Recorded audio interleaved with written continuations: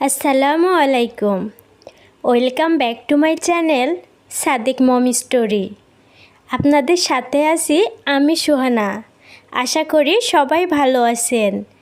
আজকে আপনাদের সাথে শেয়ার করব উপরে মুসমুসে আর ভিতরে নরম একেবারেই পারফেক্ট কেক রেসিপি। যারা খুব কম সময়ে ঝটপট কেক বানাতে চান তাদের জন্য আজকের এই রেসিপি। একেবারেই ঝামেলা ছাড়া একটিমাত্র ডিম ও ময়দা দিয়ে বানিয়ে নিতে পারবেন এরকম মজার ফুলকো ফুলকো কেক। তো এই মিনি কেকগুলো আপনাদের কেমন লাগে অবশ্যই কমেন্টে জানাবেন। আর ভিডিওটি ভালো লাগলে চ্যানেলটি সাবস্ক্রাইব করে আমার পাশে থাকার অনুরোধ রইল। মিনি কেক বানানোর জন্য আমি এখানে নিয়েছি ময়দা, একটি ডিম, বেকিং পাউডার আর চিনি। সামান্য এই কয়টি উপকরণ দিয়ে আমি মজার তেলে ভাজা কেক বানিয়ে দেখাবো। এখানে একটা বোল নিয়ে নিয়েছি।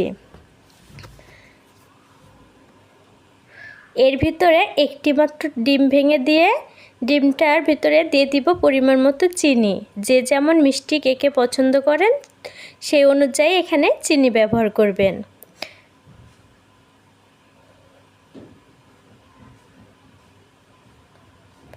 আপনারা চাইলে গুঁড়া চিনিটা ব্যবহার করতে পারেন।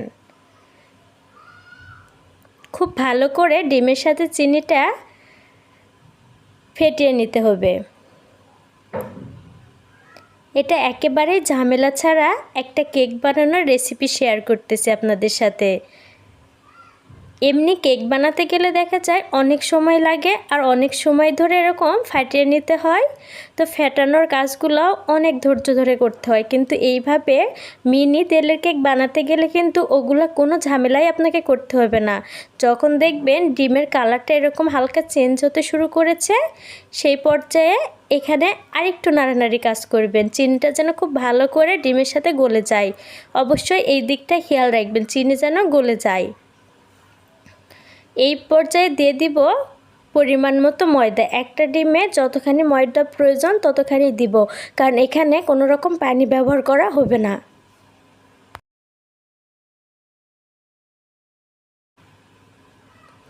ময়দার সাথে এখন দিয়ে দিব পরিমাণ মতো বেকিং পাউডার। আমার ময়দার পরিমাণ অনুযায়ী আমি এখানে 2 চা চামচ বেকিং পাউডার দিয়ে দিয়েছি। এখন খুব ভালো করে ফেটিয়ে নিব।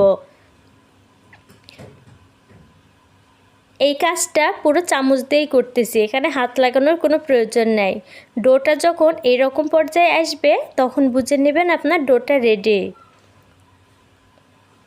আর আমি এখানে সামান্য পরিমাণে সয়াবিন তেল দিয়েছিলাম, যেটা স্কিপ করে ফেলেছি।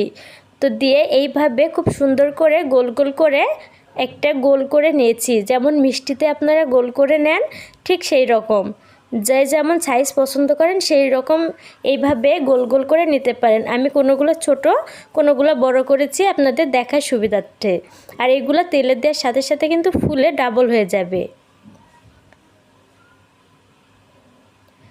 এখন কড়াইয়ে দিয়ে দিব পরিমাণ মতো সাদা তেল। এটা কিন্তু ডুবো তেলে ভাজতে হবে, এই জন্য তেলের পরিমাণটা বেশিই লাগবে। এটা বাচ্চাদের অনেক পছন্দ, আর বাচ্চারা তো হুটহাট বায়না করেই থাকে। তো বাচ্চাদের এই বায়না পূরণের জন্য আপনি খুব সহজেই এরকম মিনি তেলের কেক বানিয়ে দিতে পারেন। বা হঠাৎ বাসায় মেহমান চলে আসলে আপনি খুব চটজলদি কিন্তু এই নাস্তাটা করে দিতে পারেন, তারা অনেক পছন্দ করবে। তেলটা যখন হালকা গরম হবে সেই পর্যায়ে আগে থেকেই যে ডোটা আমি গোল গোল করে রেখেছিলাম সেটা দিয়ে দিব। আর দেখতেই পাচ্ছেন তেলে দেওয়ার সাথে সাথে ফুলে ডাবল হয়ে গেছে। আমার তেলটা একটু বেশি গরম হয়ে গিয়েছে, জালটা কমিয়ে দিব, কারণ জালটা লোতে রাখতে হবে। তাছাড়া উপরে পুড়ে যাবে, ভিতরে কাঁচা থাকবে, তখন কিন্তু মুসমুসে ভাব আসবে না। তো অবশ্যই এই দিকটা খেয়াল রাখবেন। খুব ভালো করে ভেজে নিব। আর দেখতেই পাচ্ছেন কত সুন্দর হয়েছে। এটার উপরে একেবারে মুসমুসে আর ভিতরে খুব সফট হয়।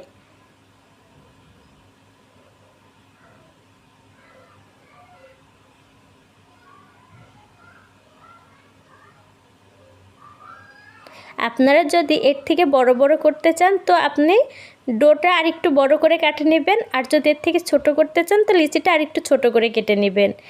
ওগুলা ভাজা হয়ে যাওয়ার পরে আমি আরও 3টা ছিল সেটাও দিয়ে দিয়েছি। আমার একটি ডিমে 8 পিস কেক হয়েছে।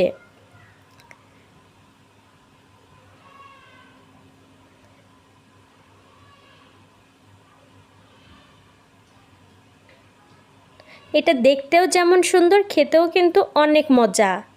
আশা করি একবার হলেও বাসায় ট্রাই করবেন। আর ভিডিওটি ভালো লাগলে অবশ্যই লাইক কমেন্ট শেয়ার করতে একদমই ভুলবেন না। আর এটা কিন্তু একদমই লো হিটে ভাজতে হবে, তাছাড়া উপরে পুড়ে যাবে।